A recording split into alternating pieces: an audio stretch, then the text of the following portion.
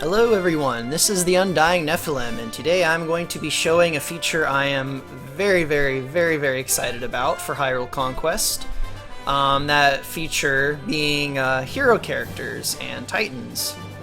Now, heroes were in Medieval 2, they were technically possible, but there's a lot of limitations to what heroes could do and how they could function. For instance, heroes could only have one special ability in Medieval 2, and they were extremely limited, and heroes were forced to use one skeleton type per faction. So if you had 3 humanoid characters as heroes, and then you had like a creature as a hero, it would cause all sorts of wonky problems in Medieval 2. But that is not a problem at all in 0 AD. As you can see, most of these heroes are pretty different from each other as far as their animations, and some of them are huge and float around and hover and do all sorts of other things. So you can have tons of different scaled heroes, different animations for all of them without any of the problems that Medieval 2 had, which is really cool. But anyway, so there's going to be 4 heroes for each faction.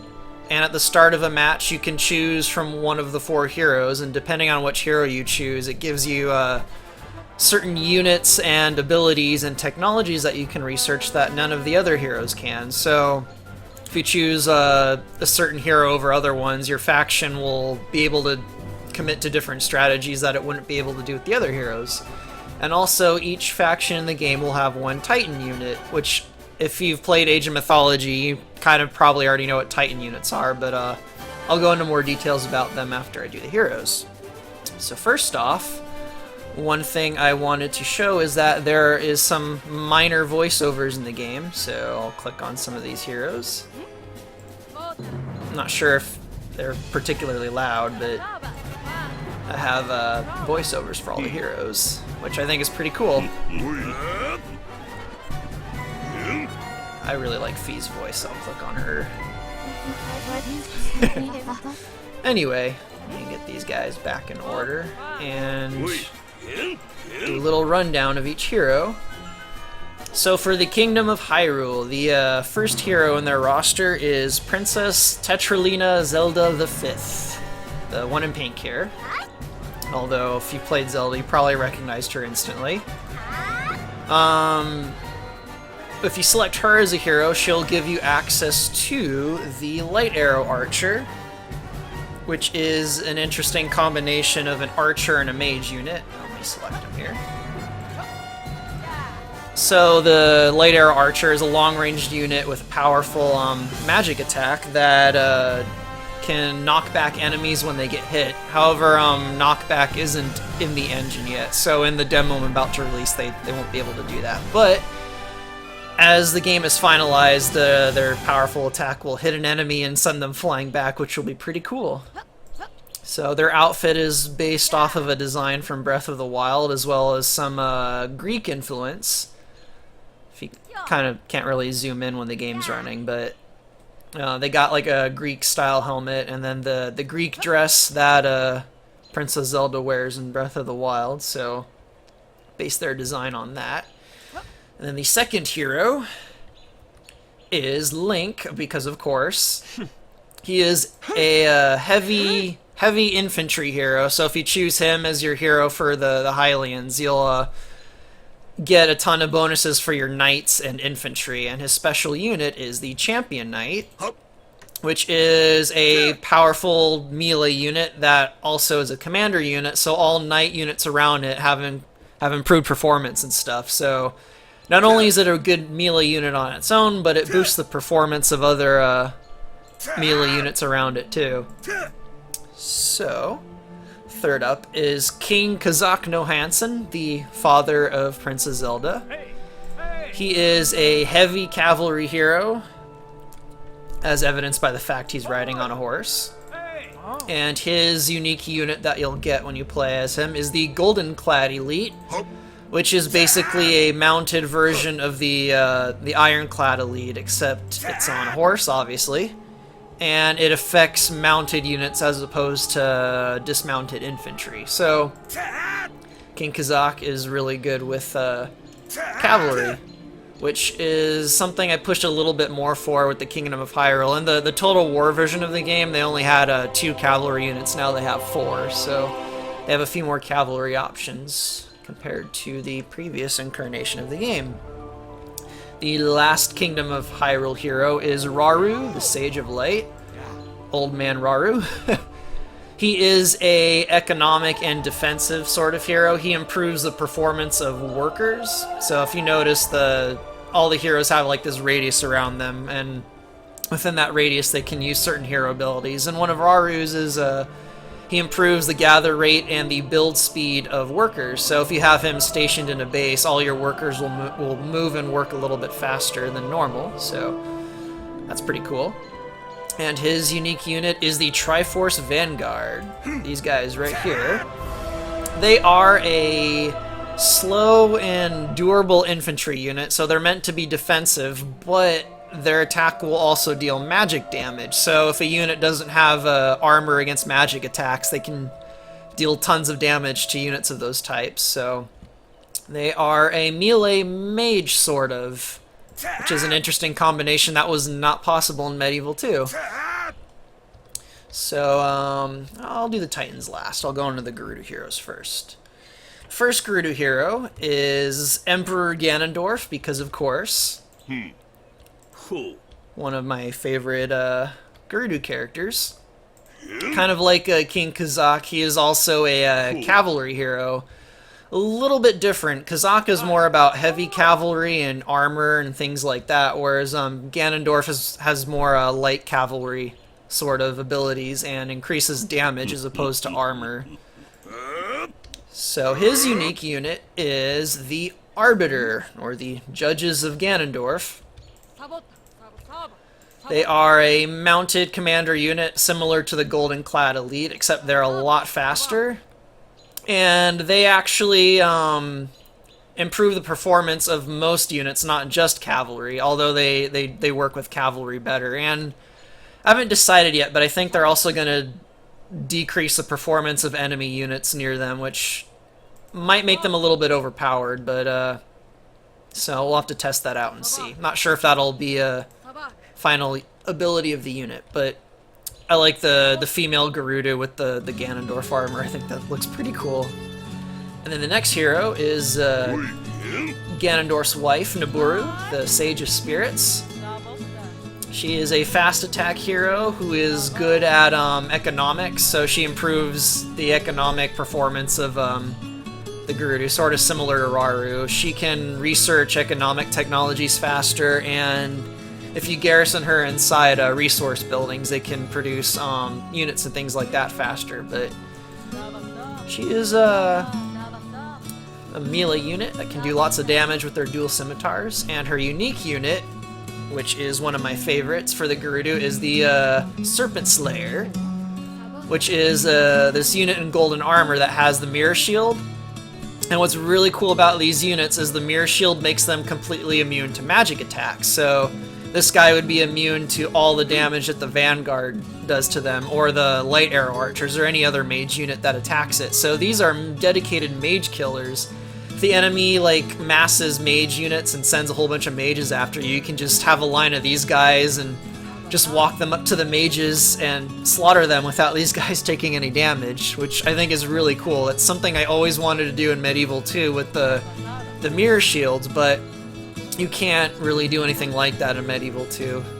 So they are a really cool unit, and I like them a lot. And then the third Gerudo hero, which was not in the Total War version, is General Urbosa from Breath of the Wild. Really liked her design, although I tweaked it a little bit and gave her heavier armor because you don't want your belly exposed in a fight.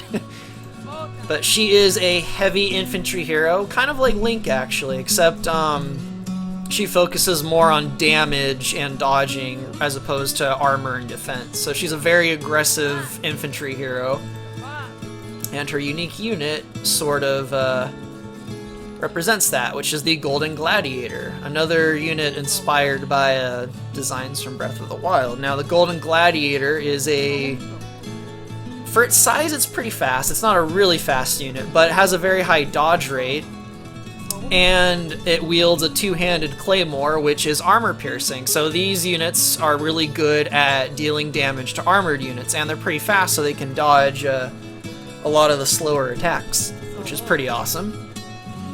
So there's the Golden Gladiator. And then the last Gerudo hero is Princess Makila Riju, also a new character that wasn't in the Total War version of the game. She is a creature cavalry archer hero. She rides on one of the sand seals here, so she's a little bit faster than the standard sand seals, but one of her abilities is other sand seals that are in formation with her move just as fast as her, so she improves the speed and abilities of sand seal units. So as far as her military application, she's kind of a one-trick pony. She focuses almost entirely on sand seals, but she has a few other defensive abilities, like improving walls and towers, and she can cause some buildings to heal units around them, so she's less of a combat hero and more of a sort of economic and defensive hero. And her unique unit is the Dust Sentinel, which, if you look carefully, when it stays still, it sort of generates like this dust cloud around it. It's kind of hard to see because of the color of the ground. Let me turn the camera. Let me get her in the shade, then you should be able to see the little dust cloud better.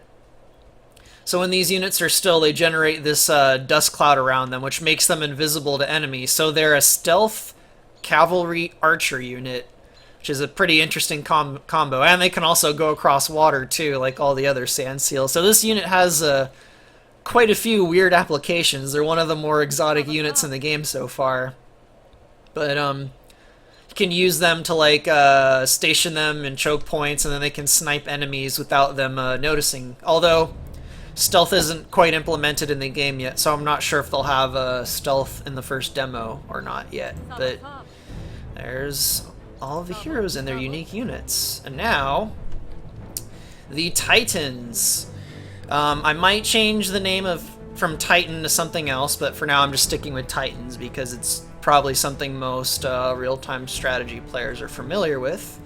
If you've played Age of Empires, you'll know, or not Age of Empires, Age of Mythology, you'll get a general idea of how these units function. They're basically really powerful and really giant units, although Fee here isn't very big.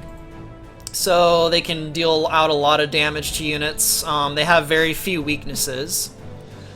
Each faction's Titan will be a little bit different from each other, so not all of them will just be like giant tanks that smash the ground. Some of them have ranged attacks, some of them spawn a bunch of small units, which I'm already picturing being the Goma's Titan.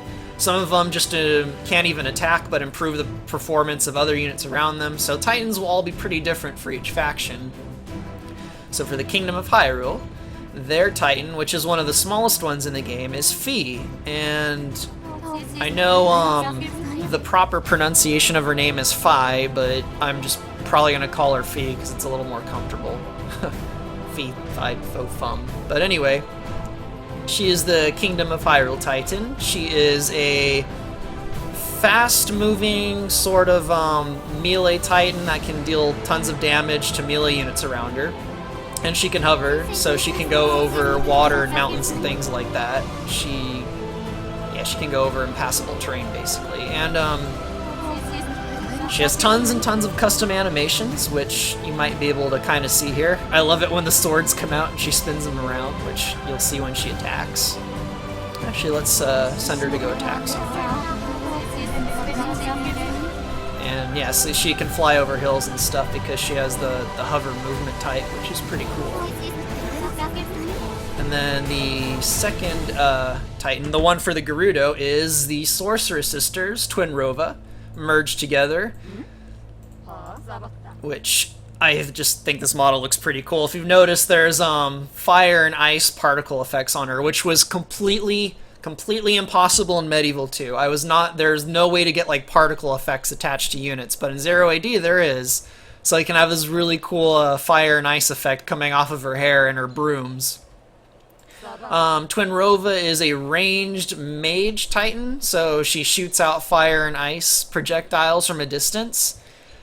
So she's technically weak. she'd be weak against the Serpent Slayers here. They'd be almost completely immune to her attacks because they're magic-based attacks. So there are going to be ways to counter Titans for each faction, just they're still not easy. But anyway, I'll get her up here too. She's also a hovering unit, so she can fly over water and mountains and stuff too, so that's pretty cool. Get her up here. I'm gonna show Fee attacking a bunch of Gerudo, which I think I have an army of Gerudo I put up here. Yeah.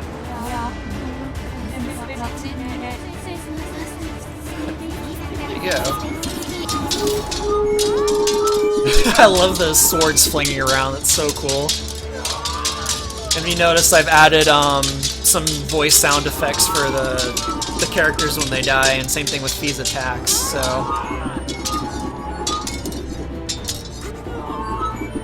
And there, she wiped out all those Gerudo. Oh, there's more over here. She just stabbed that Gerudo right there and it fell over. That was great.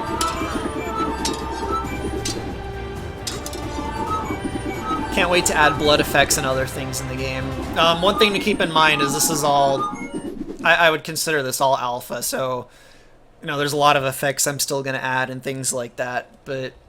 Yeah, once like, knockback gets added into the engine, when she attacks units, they'll, like, go flying away from her. They won't just kind of stand around in a circle like that, so...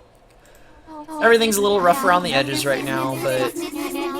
That's the nature of starting something new, I guess. Now let me show Twinrova and her awesome magic attacks. I think I have an army of Hylians up here to demonstrate her powers on.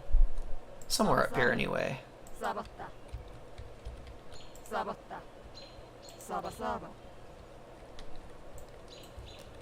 There they are. So this is going to be pretty awesome.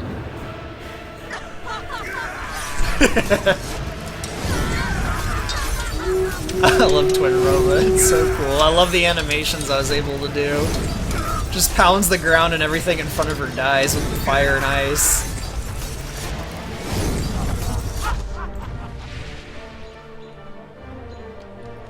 It's gonna be awesome.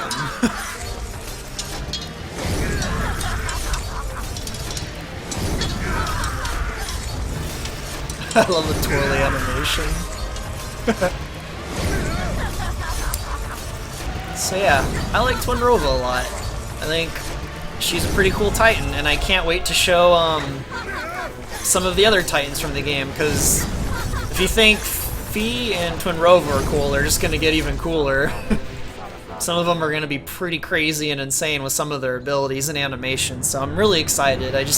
I love this engine, and I'm just dreading going back to make a final version for Total War. I'm absolutely done with that engine. I hate it so much, and going back to do the last version is just going to be such a chore and such a pain compared to what I can do here. But anyway, that was a little look at Heroes and Titans.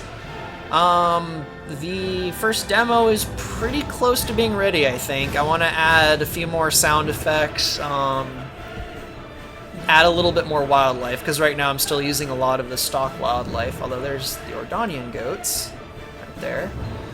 So I'm probably going to add in like Dodongos and Peahats and a few wild creatures on some of the maps, and then I'm going to add in a few mercenary units probably, because the Gerudo and Hylians have 2 buildings that can hire mercenaries, so I want a few of those in the game for the first demo. But anyway, thank you for taking a look at this, and I hope you thought this looked really cool. I'm really, really excited, especially for the Titans. I love Twinrova, just the animations I was able to do. That was just not possible in Medieval 2. It's just so cool to finally see them all. Anyway, thank you for listening, and I hope you guys have a good one.